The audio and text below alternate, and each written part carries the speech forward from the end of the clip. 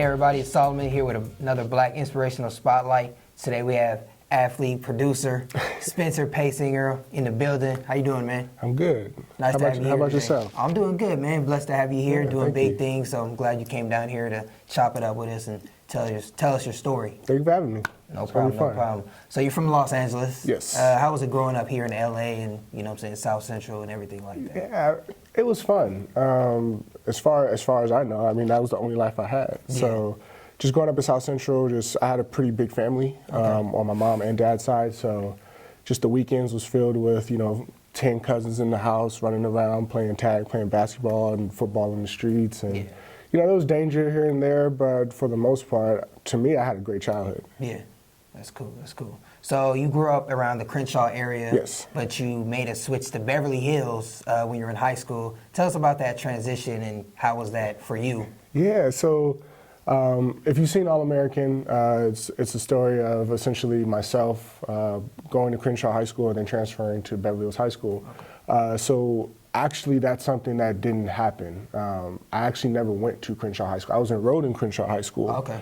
But my mom was able to secure a permit for me to go to Beverly before I actually enrolled into Beverly Hills High School. Oh, okay. Or from Crenshaw into Beverly. So that's something that the TV show took a liberty with, where they wanted to show me as a fully realized athlete that then transitioned to Beverly. Oh, okay. But the real story behind that is my uncle was the head football coach at Beverly Hills High School when I was in 8th grade. And through the multicultural program, that's how I was able to secure a permit to go to Beverly. It's interesting, the multicultural program was started in the 60s by Beverly Hills students because they petitioned the Beverly Hills school board to integrate their school because they felt like they didn't have a realistic view of the world. Again, this is the 60s, so it's like free love and everything, but my uncle was actually the second generation to go to Beverly, and then a few decades later, here I was. Oh, wow. Yeah. Kept a new family. That's cool. Yeah. That's cool. That's cool. That's cool. So what made you get in the TV and film industry and everything like that as a producer right now? I mean, I just like writing. Okay. I got to the point when I started playing in the league, movies were the one thing that took my mind off of football. Yeah. So for 2 or 3 hours every week, every Tuesday, I would go see a new movie. It didn't matter the genre, the runtime, whatever. One time I drove like 30 miles to go see a new movie. Wow. Just because I wanted to see it. So I just got to a point where I thought I could, write my own stuff. I was kind of calling out things that were happening in the movie before they were happening. Okay. So I downloaded Final Draft Writer and just started plugging away, and a hobby became a job. Yeah. What were some of your favorite movies growing up as a kid? Oh, man. All the hood classics. Yeah. I actually grew up 2 blocks away from where they filmed Boys in the Hood. Okay. Menace to Society, Brown Sugar, shout out to Tay Diggs. Oh yeah, definitely. Love and Basketball. I mean, I feel like all the movies that we know and love, like those are the ones I was watching. So yeah, even the adventure films like The Goonies and Land Before Time. Like, I'm kind of dating myself right now. Yeah. But I watched everything growing up. I watched everything. That's cool. That's cool. So you mentioned before you're a producer. You helped put the show together, All American on CW. Mm-hmm. How was that process going through working with them and getting that show going? It was cool. It got a little hectic because my last year playing, we were actually writing the pilot script. So there were times where I'd lie to my coach and run out and talk to our head writer in the bathroom and just tell him oh, Spencer should do this, and we should have him catch this pass, whatever, and then come back into the linebacker room talking about oh, my stomach was hurt. That's why I was gone for 15 minutes. But it was an amazing experience. It still is. Just working with them, and that was the reason why I retired from football, because we had on good accord that the pilot was going to be shot. And that's all I needed to walk away from football. Yeah, that's a great decision. It worked out. It worked out. That's cool. So in the show, it shows that you caught a lot of flack from your Crenshaw teammates for going from Crenshaw to Beverly. Yeah. Did that really happen, or was that kind of just fictionalized? Obviously, they sensationalized it a lot more.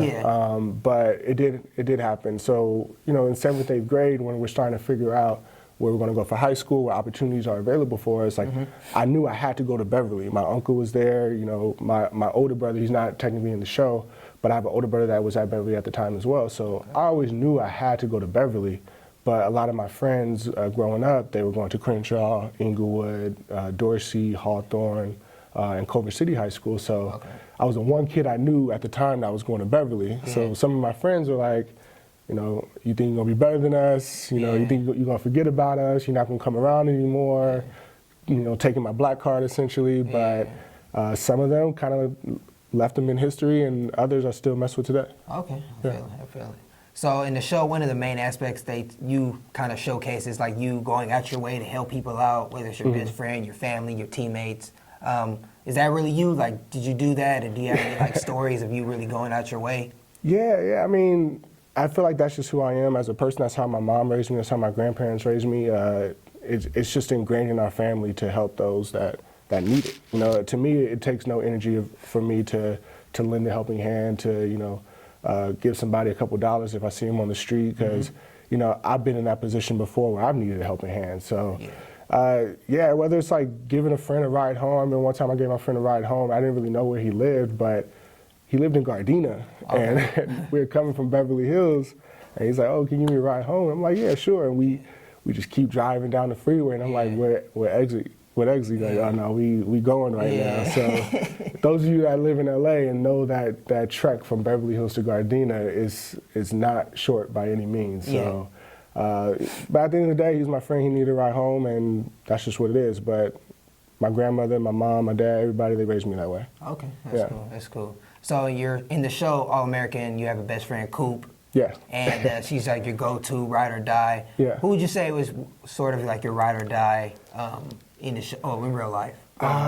Growing up, it was a handful of people, and that's the special thing about Coop and a lot of our characters is Coop isn't one person. Like she's not one person that I look to in the past. She's the best and the worst of people from my past, of friends and family. So growing up, you know, just off the top of my head, like one of my closest friends, Rosalind Dean, she's still my closest friend to this day. We actually share the same birthday. I relied heavily on her personality to you know, help create Coop, as well as my cousin Chris. You know, he's somebody that he's a year older than me. And he went to Crenshaw High School. So just those two helped me kind of, you know, create what we know Coop to be today. Okay, that's cool. That's cool. So what motivates you? What's your motivation going into all this, and what keeps you going, really? What's your drive?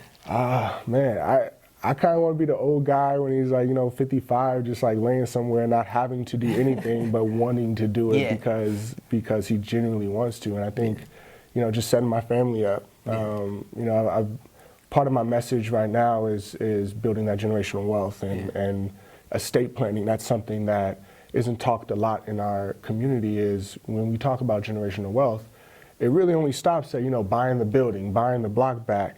But what happens if something happens to you? You know, you have to have things in place so you can will that stuff to your family, so it stays within your family. It's great to buy the block back, but what happens when you go? That building's still going to be there. So that's one of my messages, and that's what motivates me is, you know, once my daughter and my son's due in July, but once they're of age, you know, I can hopefully hand them a couple properties and ride off into the sunset. That's amazing. That's lovely. That's lovely. So as an athlete, what advice would you give to up-and-coming athletes who are trying to use sports to really define themselves and keep that motivation and pushing forward? Yeah, I mean, everybody knows the beast that social media is today, and that's something that I didn't have growing up. My generation was sort of the generation that knew what it was to play outside all day without technology, and then to turn around and be on like N64 for 8 hours a day. So along with social media, like, it's easy to look at the next guy and compare yourself to the next guy. I catch myself doing it even till this day. But just staying in your lane and putting your head down and working. That's something that my coach at Oregon, Chip Kelly, used to tell me was, you know, keep your head down and keep firing. And then, you know, once the dust settles, pick your head up and see where you're at. A lot of kids these days, they compare themselves to other people, and our world was smaller back then. We couldn't tell we couldn't tell you what was happening to a kid in Florida or who was training in Massachusetts or whatnot. It was who in our community was doing the good stuff. And now kids can compare themselves to millions of others, and I think it's has some detrimental value to it. So cool. Yeah, stay in your lane. Yeah, stay in your lane. You're right. So talk about your transition from the NFL into being like a full-time producer, writer. There's a lot of athletes struggle, Yeah. you know what I'm saying? They go to college, they're focused on going pro, they don't really have a plan after. So how was your transition, and what advice would you give to any athletes right now, professional athletes who may be going into that transition? I mean, I'd say seek out a mentor. For those of you that are in high school and transitioning into college and even to the NFL, I had the privilege of having a mentor, and although I didn't seek him out, he did that for me. He looked at me and said, hey, I think something's up with you. Like I was an econ major at Oregon, and I think that just kind of sparked an idea in his head. He said, I'm gonna put my resources into you. So for my last 3 years of college, he plugged me into the community of Eugene, Oregon, and said, get an internship here, go meet with this guy, just learn different aspects of different industries. So once you're done playing, you know exactly what you want to do. So once I went into the NFL, I kept that same regimen up. Every offseason, I would, grab coffee with people, take a meeting, do job shadowing experiences, internships, and whether you're in college or the NFL or even in high school, there are counselors and advisors there to plug you into that community, to see what you like to do outside of sports. Oftentimes, especially in the Black community, it's one-track mind towards sports. I need to get to the NFL. I need to get to the NBA. But realistically, you have less than a 1% chance of making it to those leagues. But it's a greater chance that you can find something that you like or turn a hobby into a career if you take the time to have those meetings, get that coffee, make that phone call, send that cold email to people that are already doing what you might be interested in.